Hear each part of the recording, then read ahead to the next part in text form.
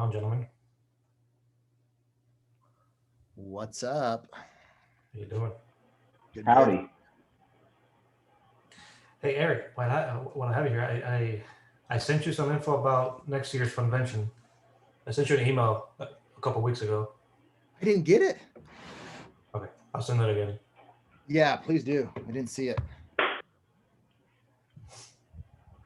Um, dude, that was I'm organizing this event for us, and it's nothing like what you organized. That's impressive, buddy.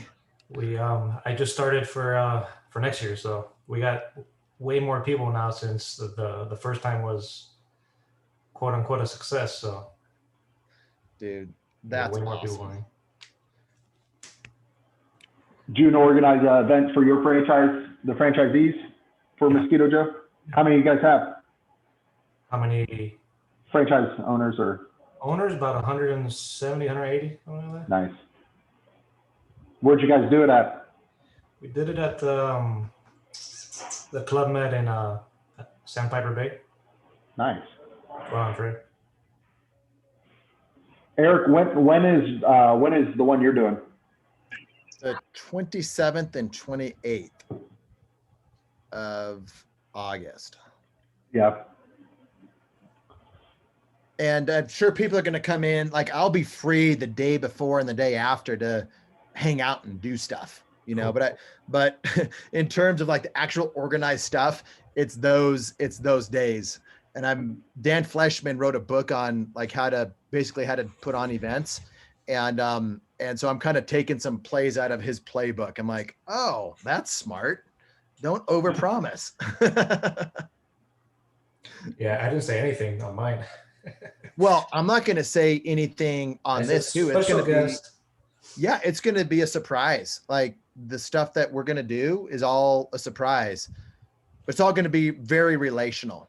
Nice. Like building relationships is like the key, the main thing, having a lot of opportunity for that. And it's going to be family friendly. People want to bring their families and whatnot. So, and then, and I'll get into it here in a little bit, but Justin Donald has invited his mastermind as well, the Lifestyle Investor Mastermind. So there'll be a good mix of people here. So Sweet.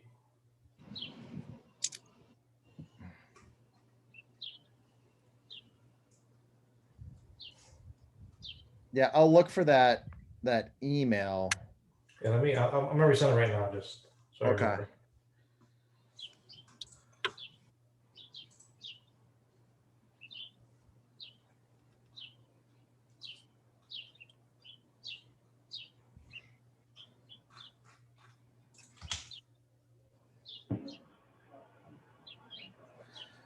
So I have Eric at franchise@secrets.com or ilovefranchising.com. I love franchising, ERIK. Make sure it's with a K. And Yeah. do- Yeah, I yeah. love. Yeah. Oh.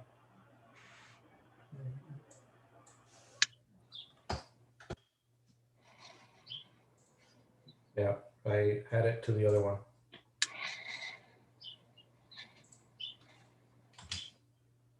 Awesome.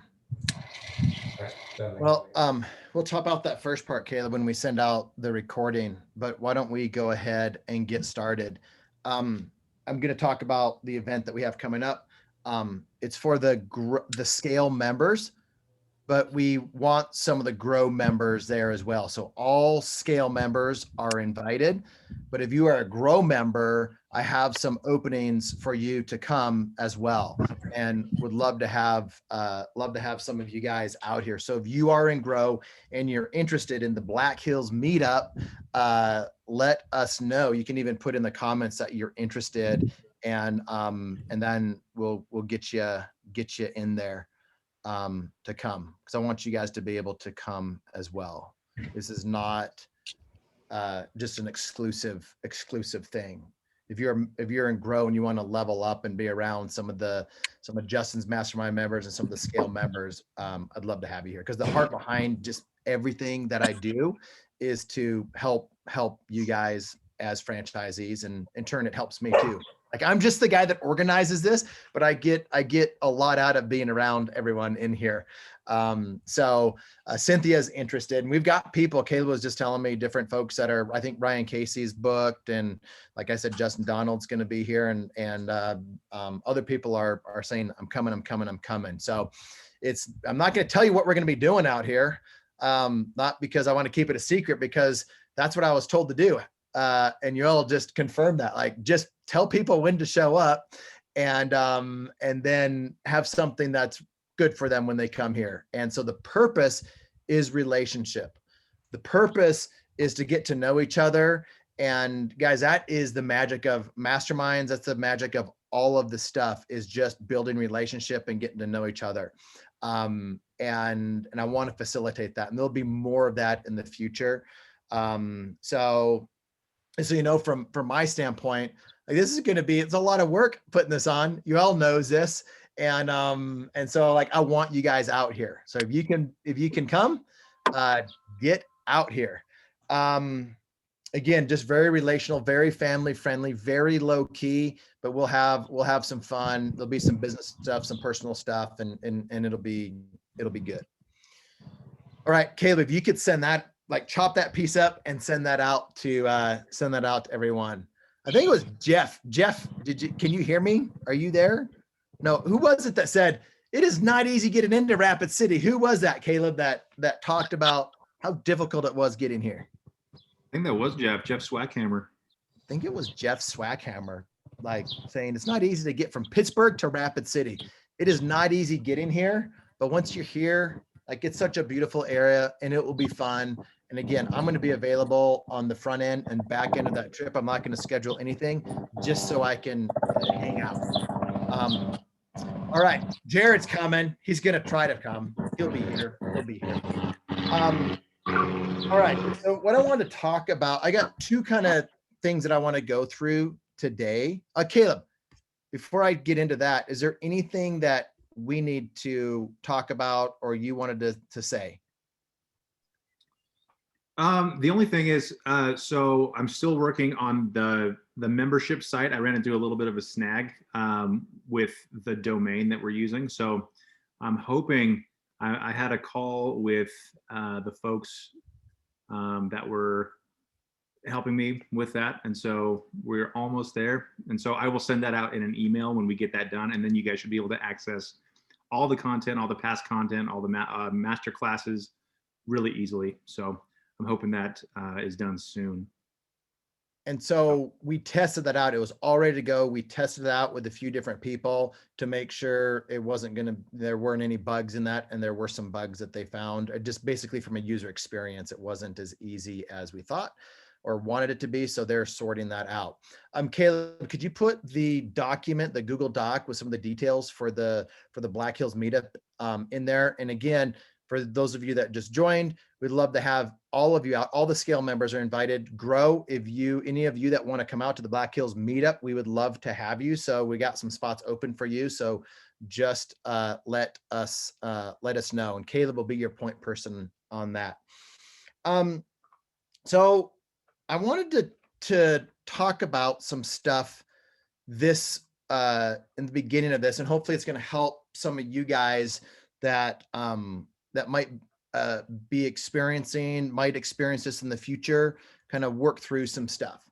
So it was a couple years ago that I had the opportunity to get involved with building a franchisor. And, you know, all of us in franchising, we think, gosh, it would be, you know, the ultimate thing is to be a franchisor. Really, the ultimate thing is to be a franchise vendor, because that's where all the money's made. And let me know if it gets too windy out here, Caleb, but the franchise vendors where a lot of the money's made, and you get to sell to all the franchisors. But I've always thought, you know, I'd never want to be a franchisor. Then the opportunity came to actually be a franchisor. And I thought, you know what, this would be fun to build something bigger. I've been an area developer with a few different brands like Alex and some of you others on Trey and some of you others on this call, but I've never been a franchisor. I've helped franchisors from the ground up. I've helped a lot of the emerging brands. And so then I went down the journey of being a franchisor with Josh and Zach and became we started that whole thing from scratch. Like we did everything. And, right now it's just, going gangbusters with between 20 and 30 new franchisees, like everything that you would, want a franchisor to do when you're growing up. And I talked to some mentors of mine, like Jeff Elgin, the founder of FranChoice, and he said, there's two different ways to do it. You grow slow or you grow fast. If you grow fast, like you've got to, it's all hands on deck, and you've just got to devote time and attention and focus, because that thing can blow up in a really good way or blow up in a really bad way. So his advice to me was always grow slow. But, we decided to grow fast, and that's exactly what's happening with Mighty Dog. But over the last probably 6 months, as I was in different groups, different masterminds, I was out in, I remember specifically, being a part of the 100M Mastermind, Avengers Real Estate Mastermind, and then going out to Puerto Rico, where Justin Donald and I were there with Ty Lopez and Alex Murr, and around a lot of other successful entrepreneurs who have had large exits. And so over the last 6 months, I started to really understand what the possibility of that might be. And the words that would come to mind were life-changing. Like when I was at these masterminds, it would say, what do you do? Blah, blah, blah. What are you working on? And I would say, building up this franchise for a, possibility of a life-changing exit. And because that's what a lot of these people had experienced. That's what I'd heard from different people, a life-changing exit.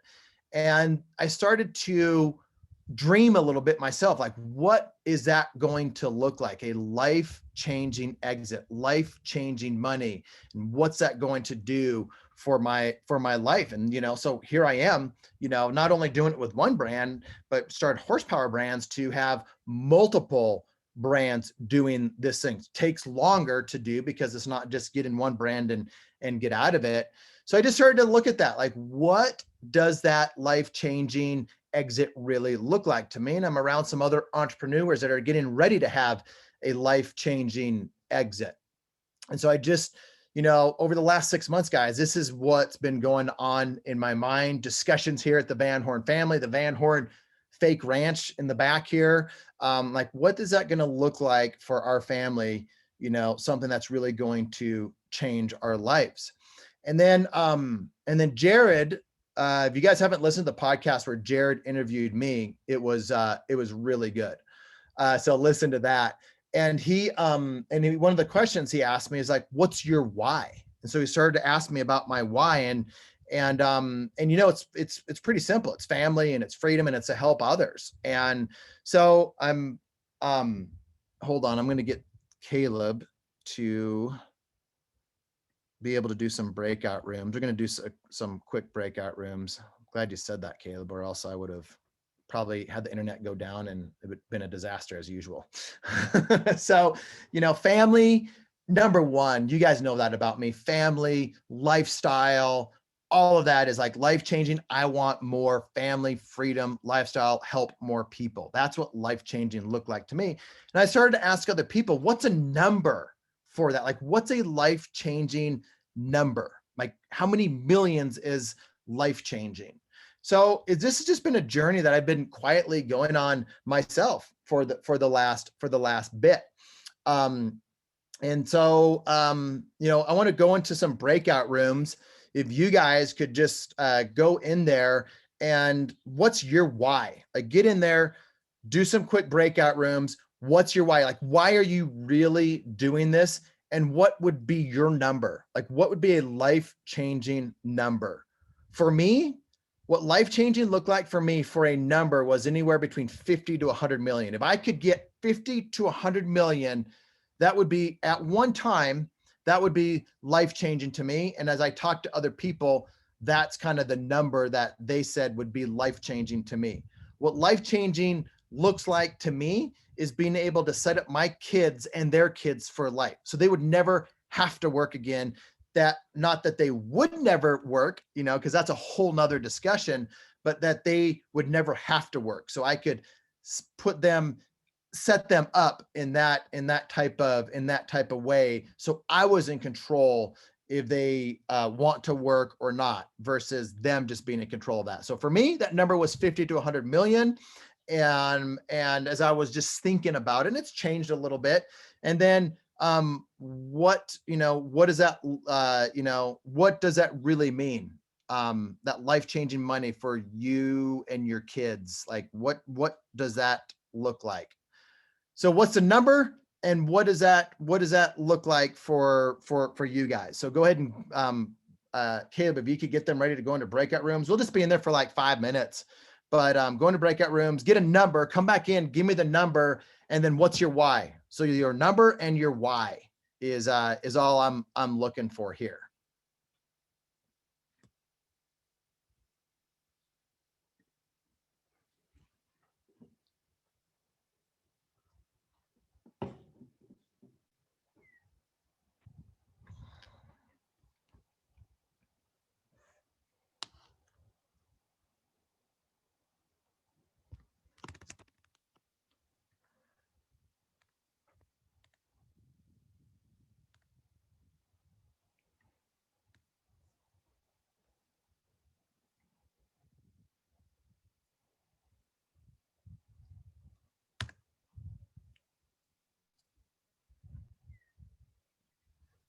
All right. Can you still hear me?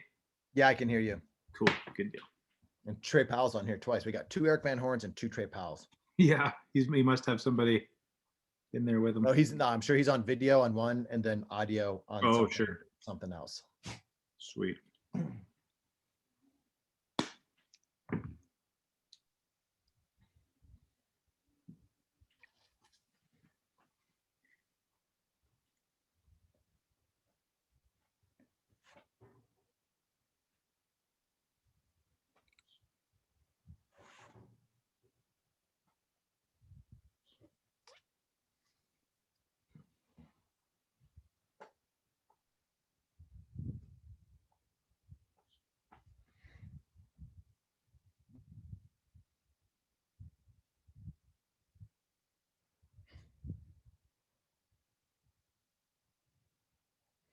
Yeah, man, I'm glad you said something.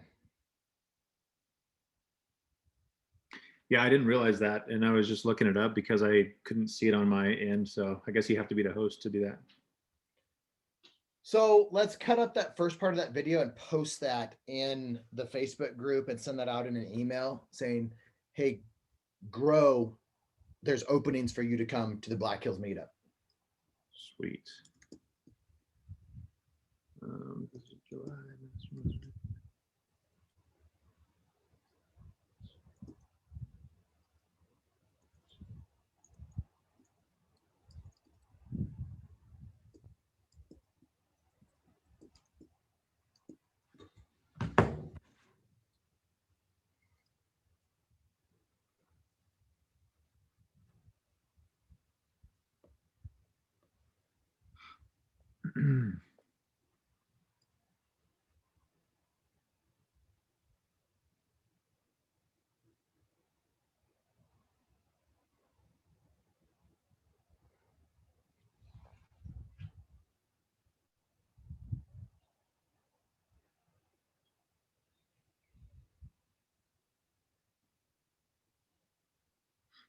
I got a timer going, by the way.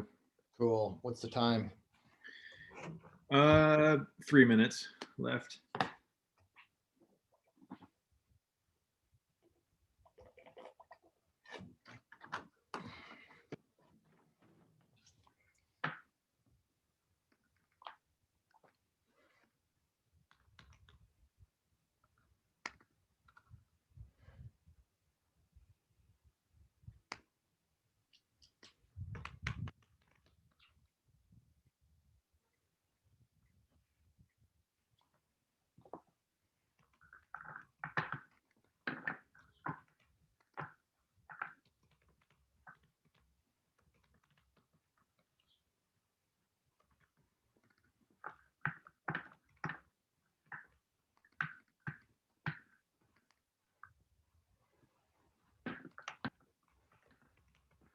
Hey, anybody, and then you cut all this out, right? This discussion that we have here when you post the video?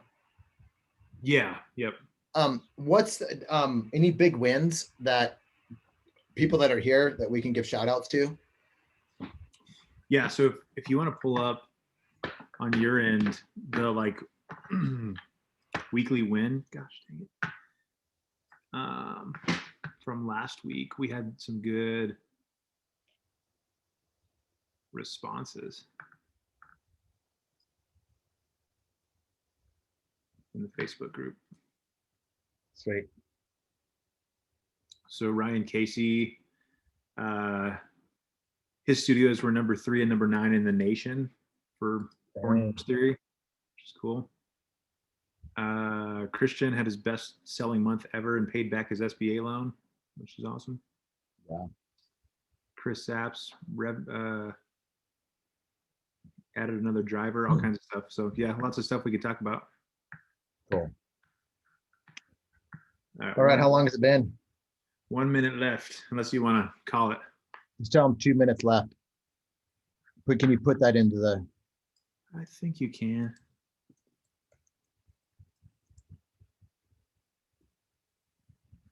Did you see that? Yeah, but that's just here. I don't know does that go to the breakout rooms? It says to everyone. I know, but I think there's some of the breakout rooms specifically, right? Oh, broadcast message to all.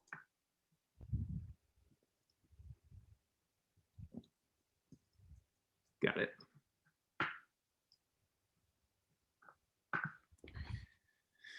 Yeah, I'm gonna have to change. I'll do the breakout rooms a little bit bigger next time because one of Trey Powell was in there twice, and so one room ended up with 2 people. Okay. I was hoping to have at least 3.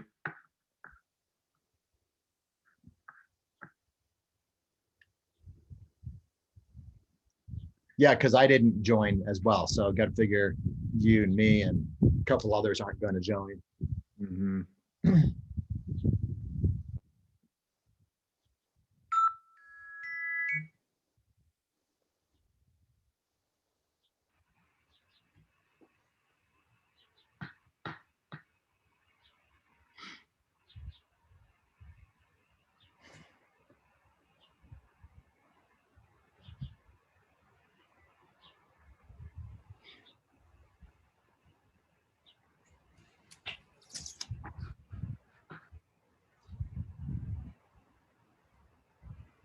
Right, 30 seconds.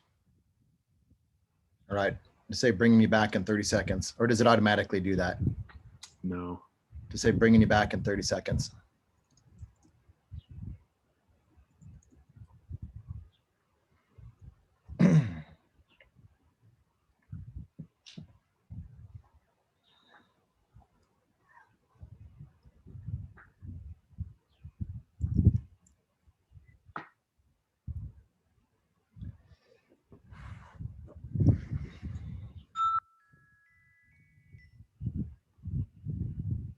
All right, ready? Yep.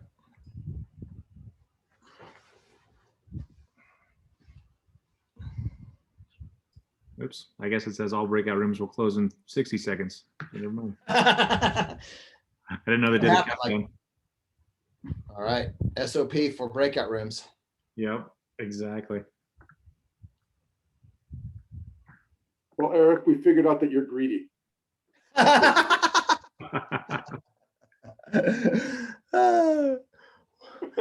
Must be expensive up in South Dakota. Oh man, I know.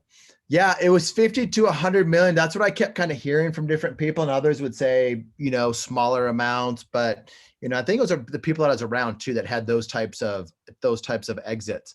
What share what Joe? What was the discussion about besides me being greedy? Our discussion was about 2 things. It's about being comfortable, and then what do we want from the money, right? Do you want to take care of your family? Do you want to set them up, or do you still want them to work? There's sort of 2 sides of it. But basically, our number was, out of the 4 of us, 10 to 25 million, and we would be content in our lives. So it was, but it's the why as well, right? It's what do we want out of this thing? What were some of the whys? Go ahead, guys. You guys want? Go ahead, Brandon, Chris, or Michael. I don't think we unfortunately we didn't really get deep into the whys. I wouldn't say it. Yeah, it was more like, I guess what we really wanted out of that money, like how far did we want to take it? Yeah. So we weren't hugging and stuff yet. Well, we were also, I brought up the point of, at the end, that's kind of where it was. At the end, do you want to leave your family an asset, a nest egg, or quote unquote from the Ocean's 11's movie, do you want your last check you write to bounce type of thing? No, there is one way around that though, Chris, is you can just use credit cards and you just die and you just with a big balance. Then you don't have to worry about the timing that Michael was worried about, because he was really stressing out over that last check. He's like, how am I going to plan the exact day that my last check bounces? So that was funny because me and Kevin had this conversation about, us not having kids and probably not going to have kids. So the thought process is different because our why is obviously not going to be, leaving our family anything, but more, and the number would be something it's variable because I guess our thought process was more of a cash flow than just a number. So getting a number to where we can invest and have a positive cash flow that will keep us comfortable moving forward, and not just that one number. Yeah, Brandon started off our conversation, 25 million. I can invest that in 4% interest, and there you go. Yeah, I've had those thoughts. I've been running those numbers. Like, what is that? 25 million after taxes, like you can live very comfortably off of that with some very safe investments. And then when you have big money like that, you have access to investments that most people don't have access to. Justin gives us access to some pretty cool investments that most people don't have access to. But like, once you hit that big, many millions, it's really unfair the types of deals that they have access to that the guys that don't have that kind of money don't have access to. Why would we need the access if we don't have money? Yeah, exactly. Well, some of it is like they just make so much money off of the stuff that you need to be a part of a family office to be able to have access to these types of deals, because family offices or private equity groups are the only ones that get access to certain types of deals. So I've been working on some stuff, by the way, within franchising, talking to some different folks to get us access to some different things, but that's besides the point. But no, this is stuff that I've just been going through a lot as I've been building Mighty Dogs and horsepower. And then one of the things too is just risk. Like, how much risk do you take to get to that point of a life-changing exit from a time standpoint, and then just from a dollar standpoint? Because starting a franchisor is risky. That you think starting a franchise is risky, starting a franchisor is risky. And, that's why I partnered up with the guys that I did partner up with to mitigate risk, and knowing that going into the broker networks faster and the way that we did it mitigates risk as well. But there's still a ton of risk involved and time. So I was just wondering, like, is the risk and time worth it as well? And my wife and I would have conversations about that. But once it was go time, it was go time. And then it's work time. So my number was 50 million, knowing that I could invest that for a long time, and knowing that was achievable as well. I think, I didn't need that, but that's an achievable amount. And like Kevin and you guys said, it's really about what the yearly income that I could, per cash flow that I can get off of that thing, more than just that lump sum number. Any other thoughts, or just like, what are some of your whys out there? So we all got a number. It's probably north of $1 million a year in like passive cash flow, but what's some of your whys out there? Jared. I'll share my why. So our family mission is have fun making family memories while our wealth earns for us. And then for me personally, I feel kind of a strong why towards helping those I care about reach their dreams. those were my whys. So I couldn't come up with a life changing number, and I think Cynthia and Todd and Melissa were in our group. We were all struggling with it. Whatever Eric says, just go with that. Those are some of my whys, and as long as my kid can be covered, if I needed to write a check for some type of medical emergency that insurance didn't cover, I'm more than likely where I want to be. Others, what are some of your whys out there? So, we've shared our why before. Of course, we're building businesses with our sons. So that way we can, our parents didn't have anything to leave us. I've shared I lost my dad when I was 14. And so, we're just trying to build something for our kids and our grandkids, something for them. And, we shared with Jared and Cynthia that, we feel like our number might be, 30 million. That would be comfortable. But the challenge would be, okay, so you sell everything, you're sitting there twiddling your thumbs, you're sitting in the hills of South Dakota somewhere, or you're traveling around and you're sitting, in Timbuktu, and all of a sudden you're bored, with your feet in the sand and a couple of beers in each hand, right? And you're ready to get back in the game again. And that would be the challenge for us, would be, whether it's short-term rentals, it's mobile home parks, it's whatever, how long can you stay out of the game? And I just talked, the people who sold us the sport clips, they went ahead and sold out to a PE firm with massage envies. And I was just talking to him the other day, and he's looking at some, not Battery Joe's, but I think he called it Battery Plus. They're in his hometown. He's looking at maybe buying that franchise and buying the gentleman out. And he's been out of everything for less than 90 days. So he's like, oh, well, our retirement lasted 20 minutes. So, that's the challenge, is even if you get that 30 million, that 100 million, with the way all of us work and our minds work, how long can we sit back and enjoy that, or will we, before we're back in the game? Not long at And all. for Yoel, you can adopt me if you need a why. I'll be your child. I'll give you the why, we'll sign the papers. I'll give you a why. Just let me know. I'll take you up on that offer. But no, that's why we do it. We do it just, and it's not to hit the 100 million. It's not to hit the 1 billion or the 30 million or whatever. It's just to give our children and our grandchildren something to have to start with, or to maintain whatever they want to do once we leave this world, whenever and what point in time that is. We started a new company last week. We officially start Monday, and with a soft opening in the 19th, we hit the ground running with a new company with my two sons that, we're already gaining a lot of traction and are really excited about that. It's totally out of the franchise world, but something more up our oldest son's alley. So we're looking forward to that, and it may lead to something we look at franchising. We don't know. Awesome. Anybody else want to share real quick? Yeah, Eric, I'll share. I would say, Yoel and I talked about this. I don't have any kids. I'm not going to have any kids. Due to some genetic issues, I had a vasectomy 5 years ago. And the only person more excited about that than me was my financial advisor. But I just want to leave the world a little bit better place than I found it.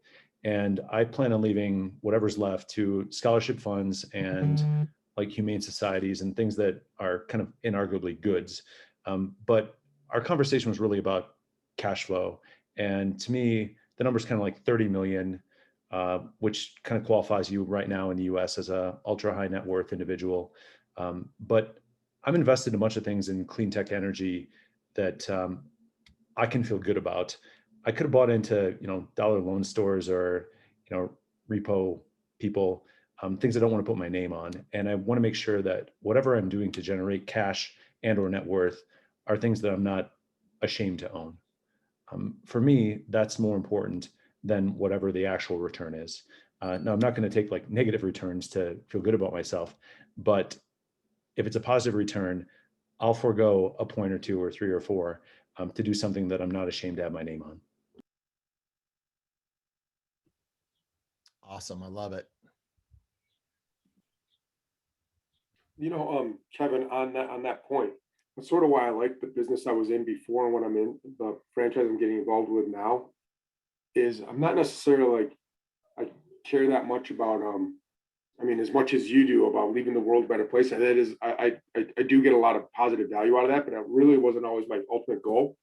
But I like being in a business which makes people's lives better. Being part of Orange Theory Fitness, and that was the part that I stumbled into of the business. Like talking to people and finding out that their biggest regret was that they didn't sign up earlier, and having conversations with retail customers that were pleasant, which was the opposite of every retail fear you ever hear. Is dealing with retail customers sucks. When you're in a positive industry, it was life-changing. Versus I was in construction before that, and I felt like a police officer. I treated everybody like a contractor, including my wife, and it started causing problems. And my life changed when I got into the fitness business, and now we're doing it with kids development at KidStrong.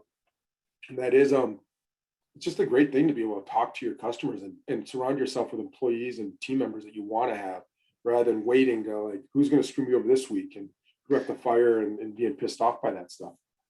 But it does make a difference.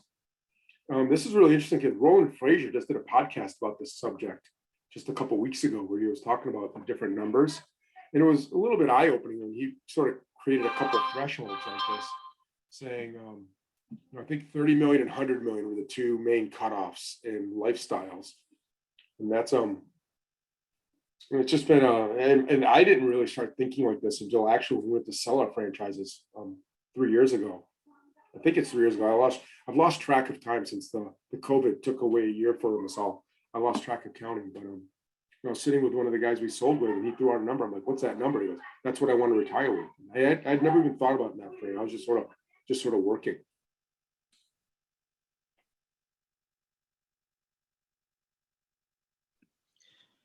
I shared in our group, Eric, the interview that you and Brian did with Cameron Harold on the franchise story, where he talked about his list.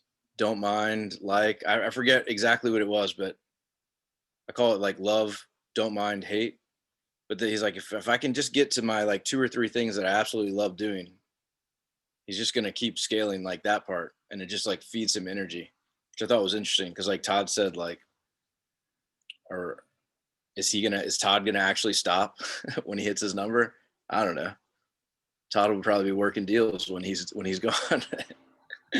But just like that, I thought that was so interesting, that idea of the love list, because it's, for me anyway, such a fun game. And if you're helping others in your sort of mission, it's fun. It's like you'd almost do it for free. That's all I want to share. Caleb, maybe like if you could find that, you could link that one up. I thought that was really cool, throwing it into a Google sheet and then organizing what you love and don't love, trying to do more of what you love. As I started to think about this more and more, the number was getting lower and lower for me. And I think, I said 50 to 100 million, but that was because I had heard other people that had done a 50 to 100 million exit. And I'm like, that would definitely be life-changing. Then I started to think about it, what became more of a real possibility. I'm like, it doesn't need to be that much. And would I take a 20 or $30 million check sooner to be able to, de-risk and to get to that life-changing exit sooner? And the answer was yes for me. So it wasn't the 50 to 100. It was like, as I started to think about it, like it would be a lot less than that, because that would truly be life-changing. And then I started to think about, what does life-changing really mean? Like, what would change about my life if I had a life-changing exit? Like, I really started to think about that. Like, what would I change about my life today? Or what would change about it if there was a life-changing exit? And so then that number even got smaller and smaller as I would think about that, because it definitely wasn't 50. And I thought, like, what would I do with that? Like, if I had a life-changing exit, what would I do with that? And I would, buy probably a couple, 2 or 3 vacation homes, like killer vacation homes at a great ski resort on the ocean and on a lake somewhere. That's what I would do. Like that, so that would be, I would fly private. My wife is like, I would never fly private. I don't want to fly private. I don't think I would even want to be in a smaller plane. So I don't care about that. So I'm like, well, I probably wouldn't be flying private. One, because you don't really do that out of South Dakota anyway. But if I could, I would do that. But she wouldn't want to do that. So I'm like, well, that's out. That wouldn't change because she would still want to fly commercial. But I look at some of my friends, they fly private different places. And so I would probably be flying private if I had $50 million in the bank, because it's not going to change anything at the end of my life if I fly private or I fly, commercial. So I just started to think about all this stuff. And then what I wanted to really share about today is I am no longer with Mighty Dog Roofing. I'm no longer with Horsepower Brands. And it wasn't completely my decision. This decision was somewhat made for me and somewhat my decision. And so I took an early buyout of that, of those brands. So I have an early buyout. And for me, once that happened, it was like immediately within 24 hours, like the possibility of a life-changing exit was no longer. And the possibility of living my life today as if though I had that life-changing exit, like what's really changing. And so in a matter of moments, life-changing took on a different meaning for me. And I got to start living my life as is it was life-changing. And so I didn't have the life-changing money. I got a good chunk of change, but it wasn't life-changing, guys. It wasn't $20 million. It wasn't $50 million, but my life changed. And it didn't change because of the money. It changed because I got my freedom, my time, and time with my family.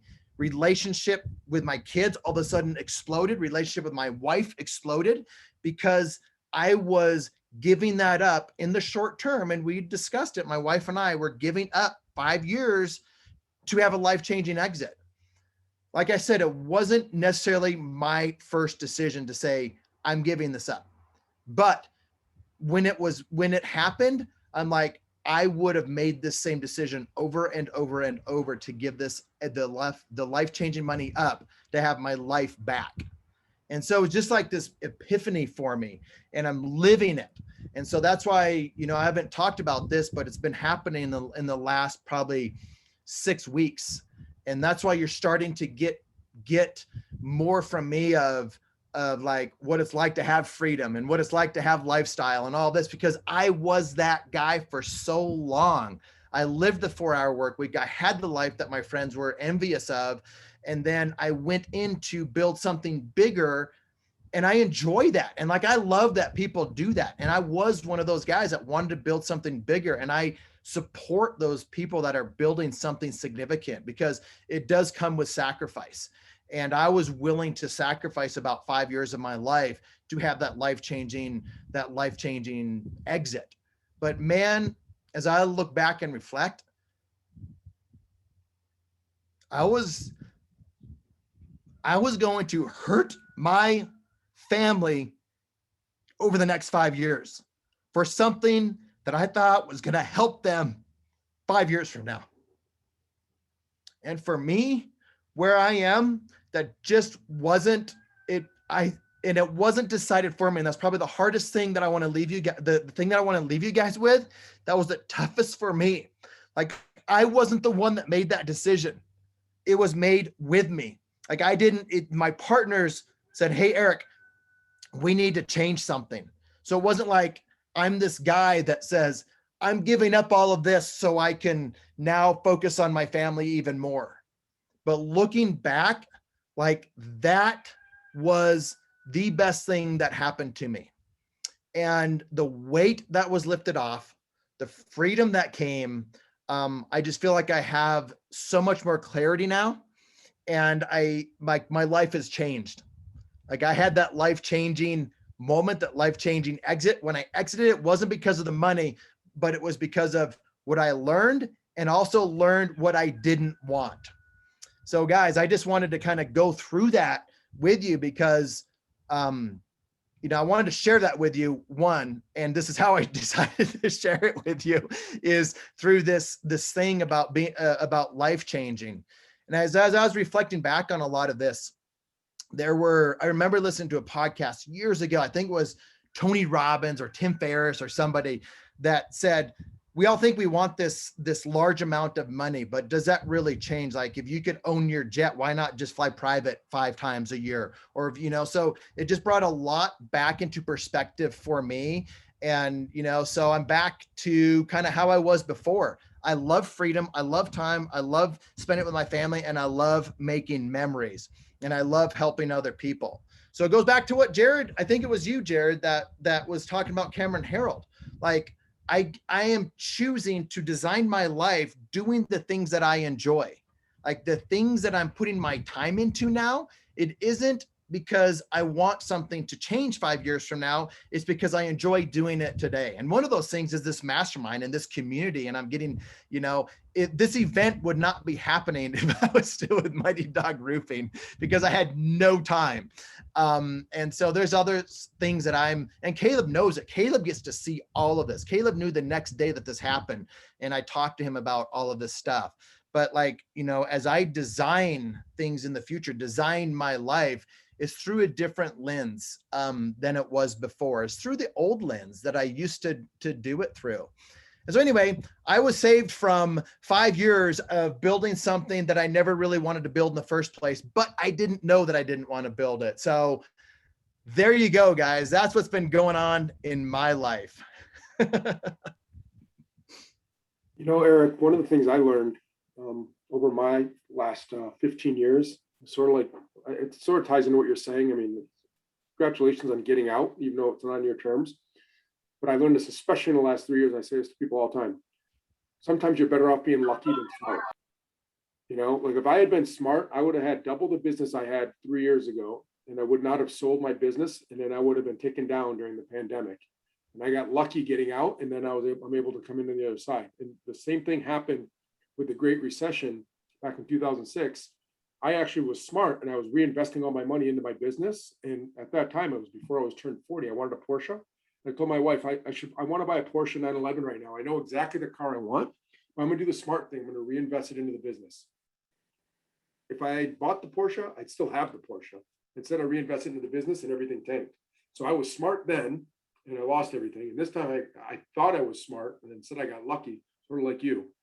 You never know the way things are going to play out. You just got to work hard and focus on the things that you're saying. And who Kevin just said about life and those things. I agree with you guys on that. It's and that's sort of what I was saying with my breakout group was I just want to be able to be comfortable. I don't need to fly private. I just want to be able to do what I want to do when I want to do it and not have that pressure.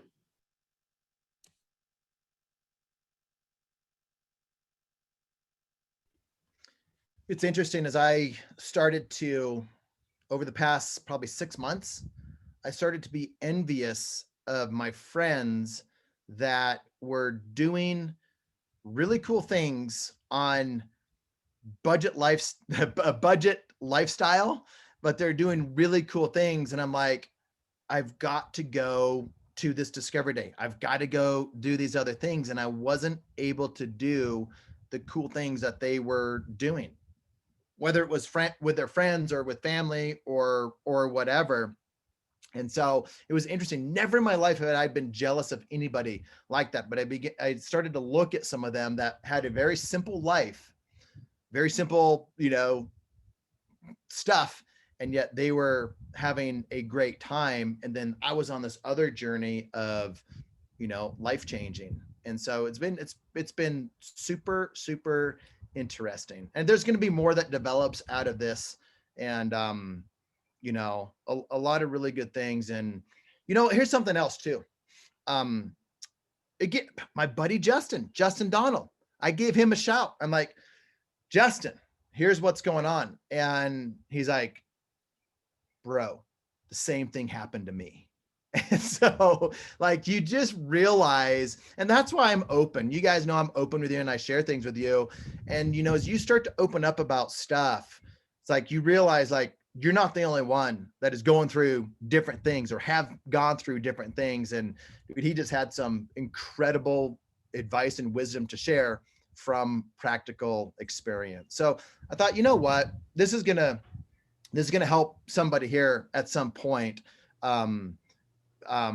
This exercise and just kind of thinking about life changing. And so anyway, I wanted to share that with y'all. Can I ask you, Eric, because we talked about this in the last, in our quarterly meeting about the operating agreements.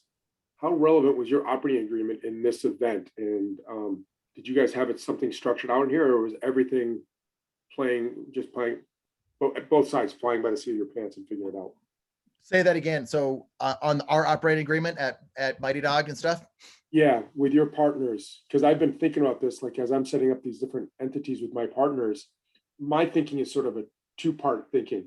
If you want to leave, you only get your cash back. You don't get any multiple on your cash back. If I want to push you out, I've got to give you a valuation. And if you want to push me out, same thing. If I want to leave, I just get my cash back. We want people to be committed. I'm curious to know, this conversation with the Mighty Dog, it wasn't what you planned. It's not what you wanted to do. Well, maybe the outside Eric, but the inside Eric wanted. Yeah, exactly. That's exactly it. Did you guys have an operating agreement that helped structure this transaction, or was it very that's a good question. negotiated? No, that's a good question. And I'll get into some of that. There was an operating agreement, is an operating agreement that thought went into. And here's the thing with operating agreements. There's always, like, you can follow it and you have different ways that different things play out. But here's the at the end of the day, here's the deal with the operating agreement. It will give you one person leverage or no leverage in the thing, because there's so much gray area within different things. So you have the best of intentions trying to do something, and then yet there's always, and I was kind of talking about this somewhat in the partnership call and different things, but I couldn't say it exactly. But there's always this gray area or these scenarios that don't play out like you think they're going to play out. And that's why I think it's always interesting to think about it from Joe, like from this standpoint. What if you are the guy pushing somebody out? What if you're the guy getting pushed out? How does that play out? And what if, you were the guy getting pushed out and you shouldn't be getting pushed out? Or what if you were the guy that was getting pushed? You just got to look at it from like all different angles, like 4 or 5 or 6 different angles to really see it the right way. And then I'll say this, then you get attorneys involved. And then at the end of the day, both sides usually, and this is not just this scenario, there's a lot of different scenarios and partnerships. You get attorneys involved, and then you can also go down where you have leverage, and then you have to play it out legally. And then it just gets expensive and nobody wins. And within this one, we both had leverage points that we could do that with. And I'll say this, we exited that partnership, an early buyout, and we did it as friends. Like, I could text them today and it never got heated. It never got, we had attorneys involved because that's what you do, because it all has to be done, but it never got heated or something like that. We were always working to a good resolution. And, that was a really positive thing. But yeah.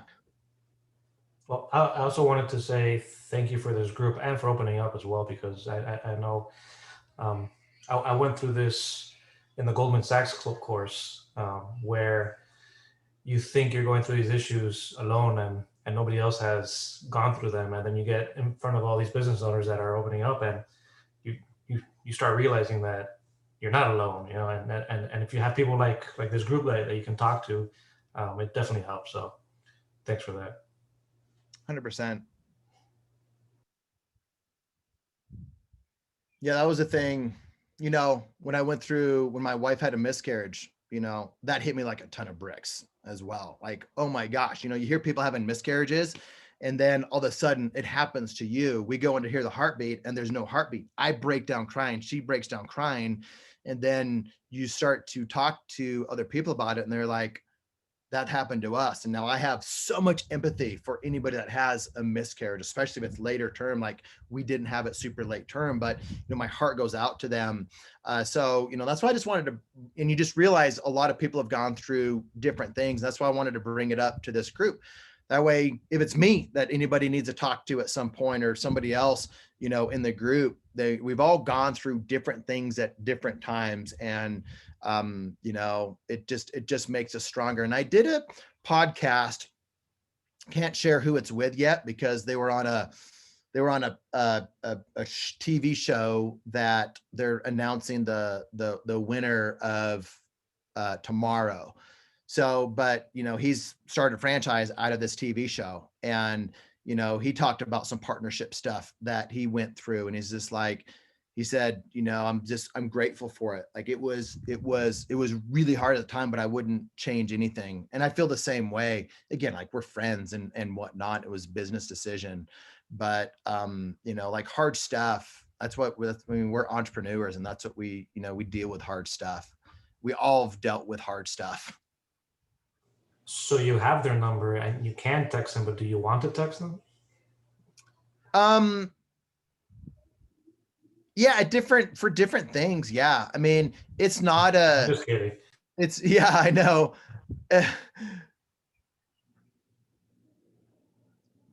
We wanted to, from the very beginning, we wanted to work through this and come out of this with a relationship intact. So from the very first conversation, like we wanted to have that relationship intact. And I'm sure we all thought like, this may or may not happen, you know, because it takes maturity. It takes, you know, to go through that. But I'm super grateful that it never got heated, and we worked through it, which was great.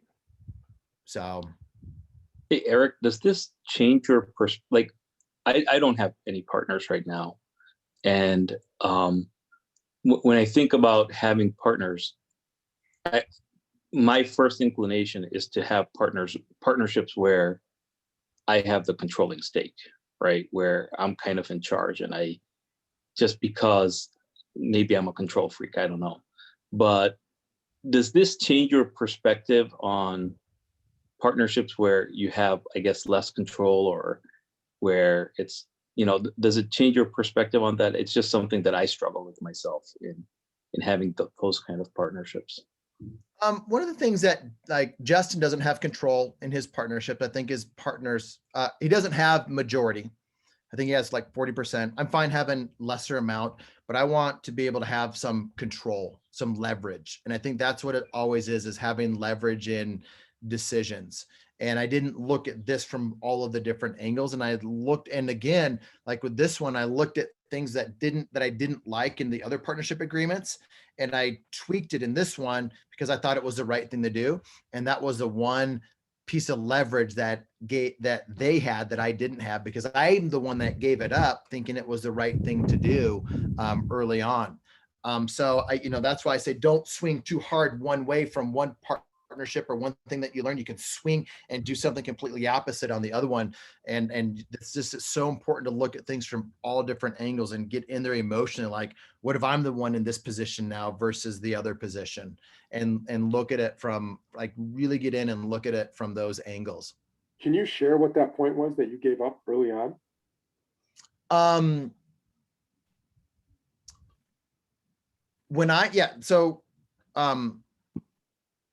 When Caleb, can you pause the recording? Because I'm going to be talking about my solo partnership, but sides of that, right? So if we're going to sell the company for zero, any of the partners can go ahead and buy the company. So that way, no one feels like they're getting screwed. The challenge was like, one guy was really selling it, wanted to sell their part. This is the drag along. You can force someone to come along and buy it and for the sale if they don't want to sell, or they can buy the company. It's sort of their choice. Take it all. And the real question there was, you didn't want to have a liquidity crisis. So how do you manage that aspect of it? Because when you force someone to buy, it'll collapse it. Or the other part is a tag along, right? If one partner does want to sell, well, your buyer's got an obligation to potentially take me along for the ride. So we're working through those scenarios, and it was just really interesting working with the partners and going through some of this stuff and just figuring out, who will pull somebody along or who won't, and what do people want? Because everyone's goals change, right? Yep. Your goal in life changes, and then that changes what you want out of the business. That's it. And I think to go back to like Devon, like the goals in a partnership, and that's what we even talked about on that podcast with that guy yesterday. Like the goals have to align. In his first partnership with his business partner, they wanted like one unit, one thing, and he was kind of an owner operator, and he wanted hundreds, and he's like, our goals didn't align, and so the partnership fell apart. Was a big challenge. And so I think those goals have to be in line. And even with us over at Mighty Dog, things changed, and it went from let's start one company to let's start multiple, under Horsepower Brands. And so that changed. And we just kind of, and I was along for the ride with that too. I wasn't disagreeing with that direction, but what it did is it meant more work, longer payout. And, and so that's some of the, the goal changed on that for sure.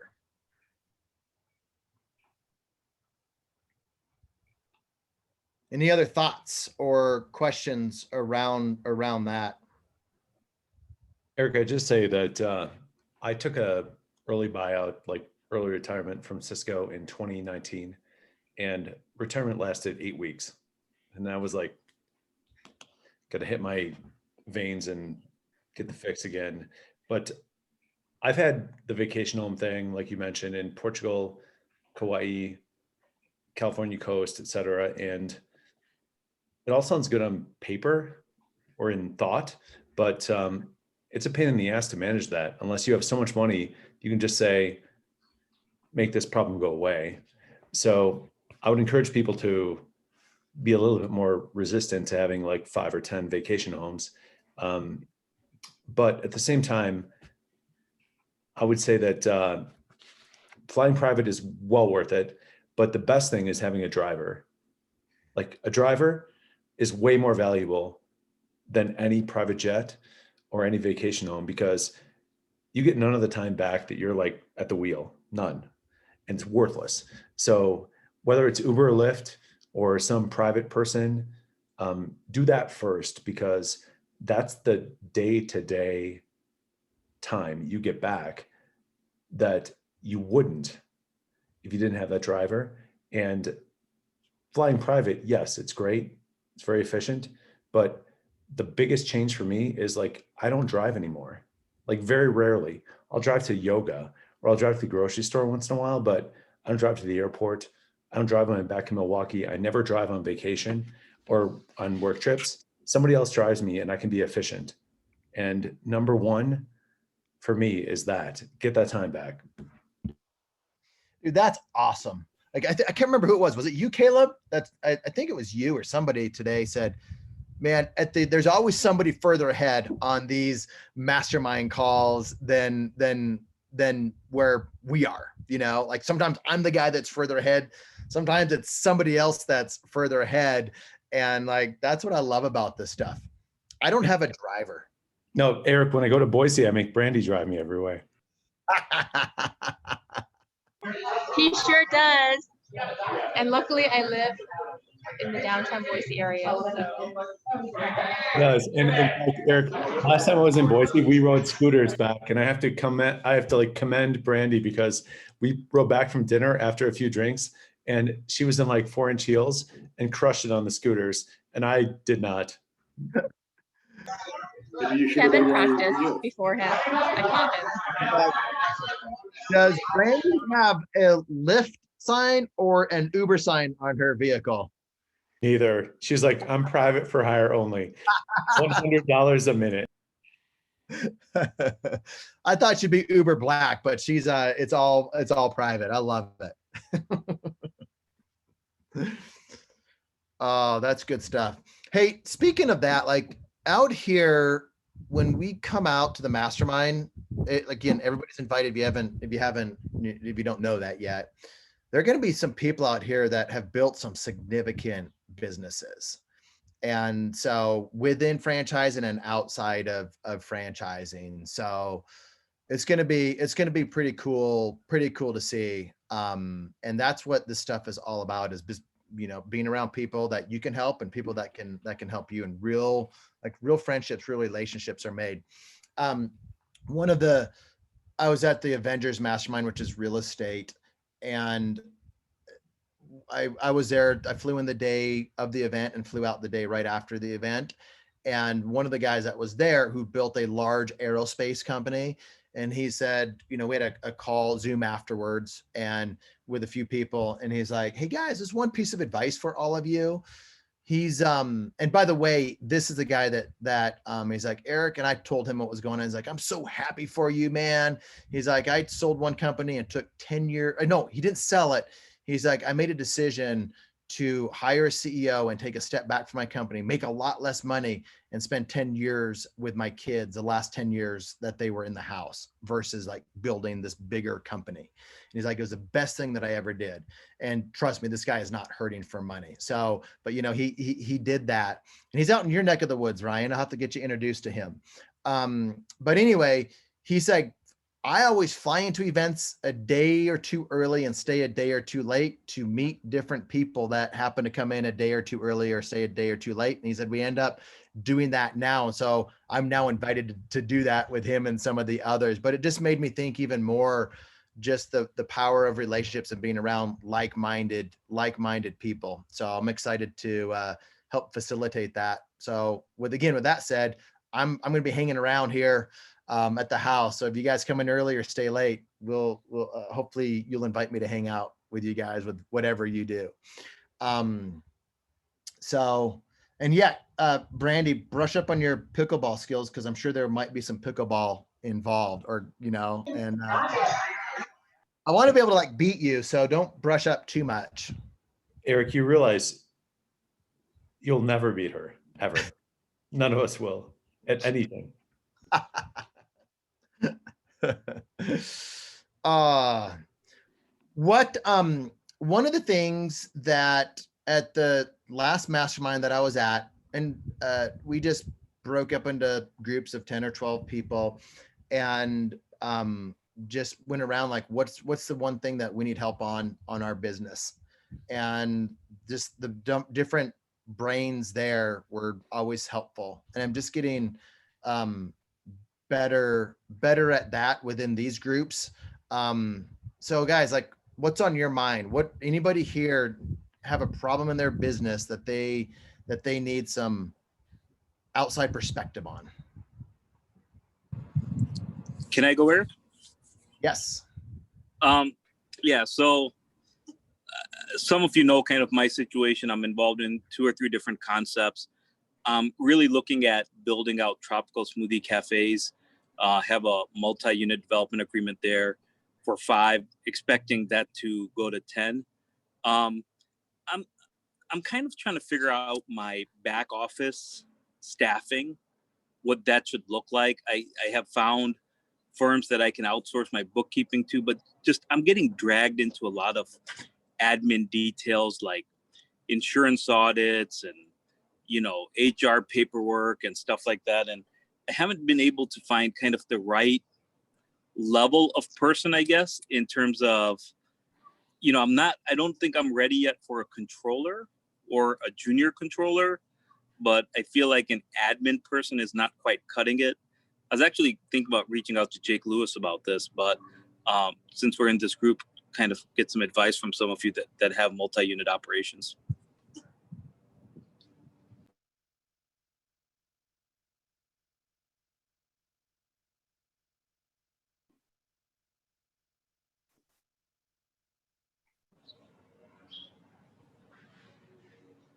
What's the question, Devang? I'm sorry. What my back office staffing should look like? I feel like I'm not ready yet for a controller type of person, but not quite where the admin person's cutting it. Like they're just not. How many units do you have? I have 4 units spread across different franchises, but I'm looking at, building out 4 to 5 within a single concept over the next 2 to 3 years. And so how many, and the 4 locations, how many brands do you have? I mean, is it 4, 3? It's 4 brands right now with 4 locations. So What's your pain point? I'm planning to consolidate out of a couple of them. What's your pain point? Pain point is just keeping up with all the admin requirements. Brandy's got the answer for you on that stuff. She's The virtual assistant.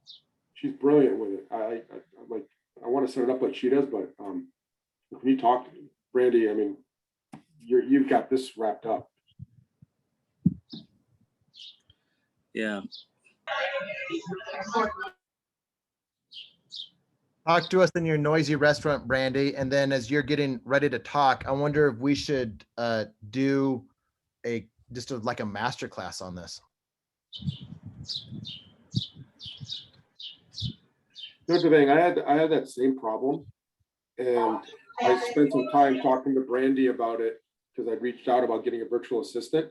And the hardest thing about that is I think you're going to be in the same boat as me. It's training somebody to do the things that we want to do the way we do it. And you've got to be comfortable letting it go and letting somebody else do it and finding somebody that you trust.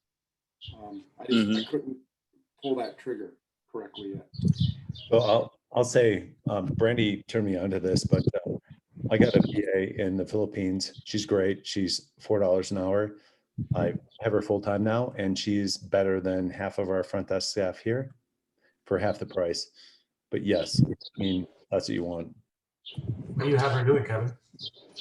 We're doing everything administrative, and also like I'll call to all of our members for bill backs, any kind of like customer interaction.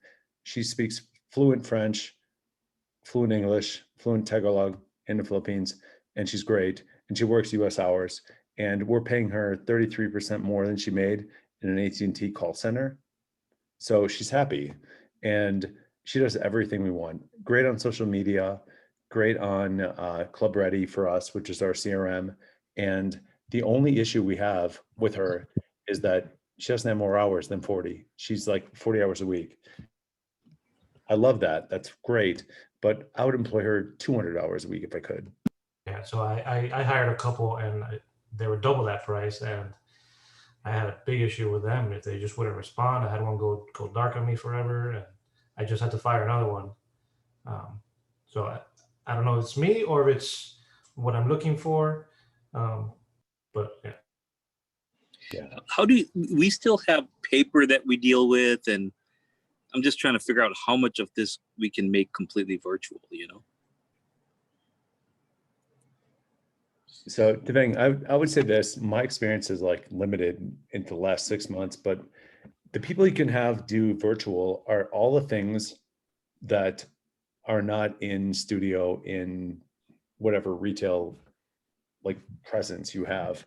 But our VA is as good or better than our general manager at talking to people, texting, emailing, whatever, to our members, whether they're here in Salt Lake City or in the Philippines, doesn't matter. She's great, and she's very responsive, and she's much cheaper than we get even like a bad front desk person.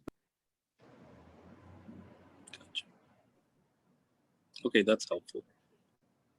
That's Was encouraging. she your first one, Kevin, or did you go through multiple VAs? I went through, I interviewed 4, I hired 2, fired 1, kept 1, and she's great. Like, I mean, I would say my only issue with her is that she's not here, because if she was here, I would hire her full time and I might marry her, but she would, I mean, I'd have her like do my dry cleaning, everything. And she's super, super capable. And I feel bad paying her $4 an hour because she has a master's degree, but in Manila, $4 an hour is a lot of money.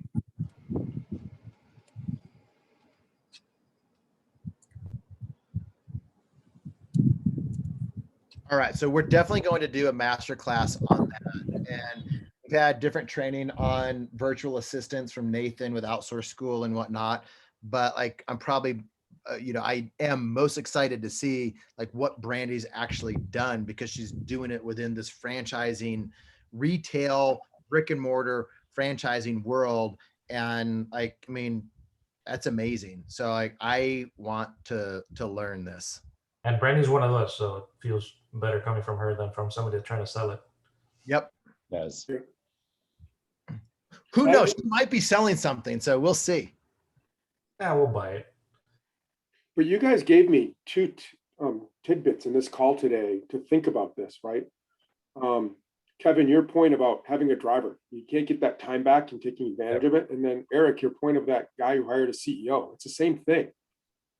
You've got to figure out what you want and what you're willing to give up, and a lot of things that we give up just aren't that important. And we just gotta get ourselves there to do that.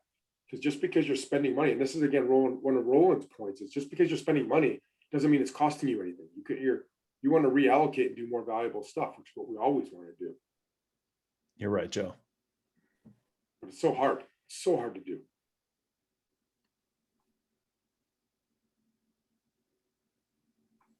Any other takeaways? I love that.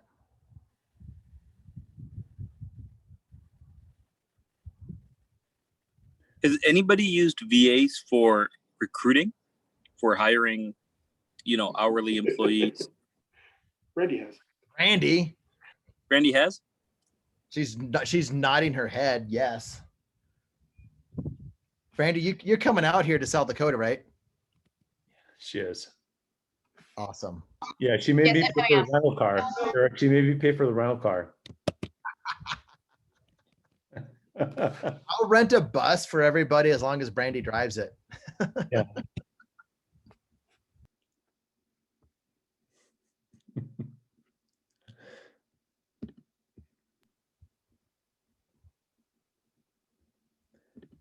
Brandy, you're on mute. I was gonna say I can connect Devon with my virtual recruiter. Yeah. I need to utilize that. I started and then it got sidetracked. So what I'm hearing is you're outsourcing things, you're getting as good or better service to the customers or whoever they're dealing with, getting as good or better service, and it's a lot less expensive. 1/4. I'd say 1/4. And also, you want to outsource the things that are not time sensitive. Like, you don't want them to be like on your text messaging or email for the customers who are coming into the studio that day. That's front desk staff, that's GM shit. But everything else, the VA can handle, like all the bill backs, chargebacks, everything. They're wonderful. So important stuff, but not urgent stuff is the way you look at it, Kevin? Exactly, Joe. I mean, I would say this, I think 80% of the work we do in the studio can be handled by the VA. And 20% has to be handled by front desk staff, because it's mostly like urgent or like in person. I'm going to say this, and it's going to be crazy, but I would love to have the feature situation to have like a virtual screen with a camera where all of our people who come into the studio could interact with the VA versus our $15 to $18 an hour staff, because the $4 to $6 an hour staff in the Philippines are better than our $15 to $18 an hour staff in studio, honestly. And they're more loyal, and they're not going to like leave us to go work at some other agency. They're very loyal, and I would love that, which is very cold. I get it, but I think ultimately that's our solution. It's not cold, Kevin, because everything's got to be placed in the environment that it's in. In fact, I think what you've highlighted there is you're getting a higher quality of work out of your Philippine staff because you're actually overpaying them for what they can get. So you've got that efficiency wage built in there. Whereas here, you're paying somebody $15, $18 an hour. They're just pissed off at what they're making all the time because Yes. they're comparing themselves to Joneses. Whereas they're being treated better than they can down the street. and they love it. So You're it's right. and they're living a much better life than they would without you. Totally agree. Not only that, but your customer experience is being, is Yeah. better. There's nothing wrong with that. No, you're Everybody right. wins.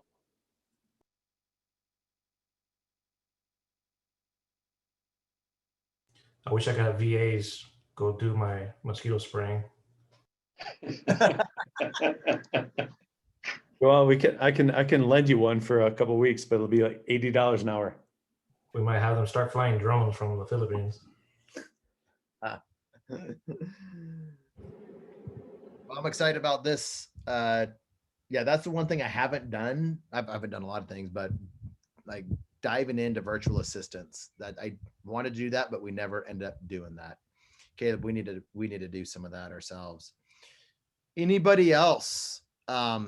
A problem, something that they have in their business that they would like some outside perspective on?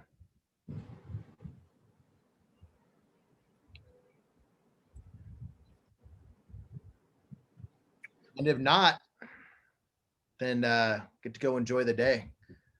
I found a fire last night. I don't know if you guys saw my Facebook post, but I was working out. All of a sudden I smell smoke and I get on the four-wheeler and it's like in my yard, I see the neighbor's tree is on fire in the forest. So I spent a couple hours doing that. So that was fun. Did you figure out why? Lightning strike. We heard it. I was with the family working out and this big lightning strike. And then half an hour later we were done and I went over there and I'm like, yep, that's where it is. Smoke was coming out and saw where it struck the tree. And this neighbor, he's a doctor, has a house in an hour from here. And this is a vacation home for him.